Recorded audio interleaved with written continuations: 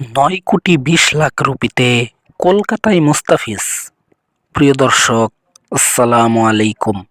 নিলামের টেবিলে মুস্তাফিজুর রহমানের জন্য প্রথমে আগ্রহ দেখায় দিল্লি ক্যাপিটালস।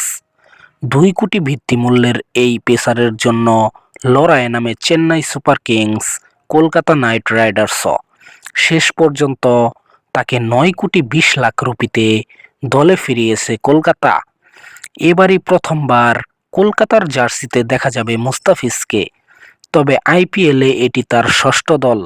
এর আগে Sunrisers Hyderabad, Mumbai Indians, Rajasthan Royals, Chennai Super Kings ও দিল্লি ক্যাপিটালসে খেলেছেন বাংলাদেশি এই পেসার। নিলামের শুরুতেই নাম ওঠে জ্যাক ফ্লেজার ম্যাকগার্কের, তবে তাকে নিতে আগ্রহ দেখায়নি কেউ। নিলামে প্রথম ক্রিকেটার হিসেবে দল পেয়েছেন ডেভিড মিলার।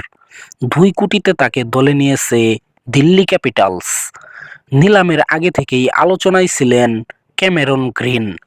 নিলামের টেবিলেও তাকে দলে ফেরাতে রীতিমতো যুদ্ধ করেছে একাধিক ফ্র্যাঞ্চাইজি। প্রথমে তার প্রতি আগ্রহ দেখায় কলকাতা নাইট রাইডার্স ও রাজস্থান রয়্যালস। এক পর্যায়ে সেখানে যোগ দেয় চেন্নাই সুপার কিংসও। শেষ পর্যন্ত 25,20,00,000 রুপিতে এই অজি অলরাউন্ডারকে দলে ফিরিয়েছে কলকাতা নাইট রাইডার্স।